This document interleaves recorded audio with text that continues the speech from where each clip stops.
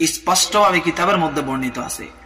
শরীকে কোরবানির মধ্যে যদি একজনের শরীকের মধ্যে যদি কোনো প্রকারের ত্রুটি বিচ্যুতি থাকে, দুর্বলতা থাকে, গোশত খাওয়ার নিয়ত থাকে, কোনো রিয়া অহংকারের ভাব থাকে, রিয়া অহংকারের কারণে কোরবানি করে, লোক দেখানোর জন্য, শোহরত কিংবা প্রসিদ্ধি মর্যাদার জন্য যদি কেউ কোরবানি করে, নিঃসন্দেহে আল্লাহ তাআলা এই কোরবানি কবুল তো করবেন না। তার একজনের কারণে বাকি 6 জন যারা আছে, 7 জনের মধ্যে একজনের নিয়তের মধ্যে খারাপির কারণে, একজনের নিয়ত বিশুদ্ধ না হওয়ার কারণে, একজনের মনের মধ্যে ইখলাসের ত্রুটির কারণে সকলের কোরবানি ধ্বংস হয়ে যাবে, নষ্ট হয়ে যাবে। নিঃসন্দেহে 7 জন 7 ভাগ 7 ভাগে নষ্ট হয়ে যাবে, ধ্বংস হয়ে যাবে। 7 জনের কোরবানি একেবারে মাটি হয়ে যাবে, তুলিসাৎ হয়ে যাবে। তো 7 ভাগে কোরবানি করেন, 5 ভাগে করেন, 6 ভাগে করেন, অবশ্যই যাচাই বাছাই করে শরীক নির্ধারণ করবেন।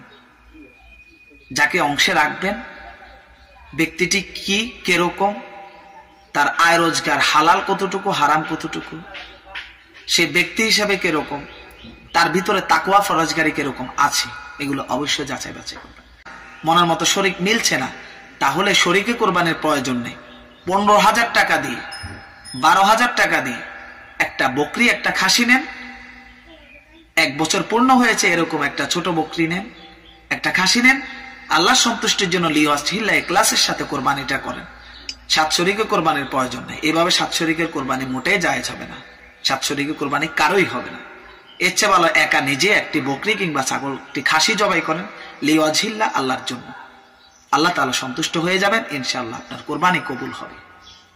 যে জায়গার মধ্যে শরীকে গলত, ওই জায়গার মধ্যে আমরা যাওয়ার চেয়ে না যাওয়াই আমাদের উত্তম। ভাই, ভিডিওটি ইমানি দায়িত্ব মনে করে সবাইকে শেয়ার করেন। কোনো বিষয় ভালো লাগলে একটি কমেন্ট, একটি লাইক করেন। কোনো বিষয় অস্পষ্ট থাকলে একটি কমেন্ট করবেন। চ্যানেলে নতুন হলে গুরুত্বপূর্ণ প্রত্যেকটি আপডেট পাওয়ার জন্য এখনই সাবস্ক্রাইব করুন। আগামী কোনো পর্বে দেখা হবে। সে পর্যন্ত আল্লাহ আমার সকল ভাইকে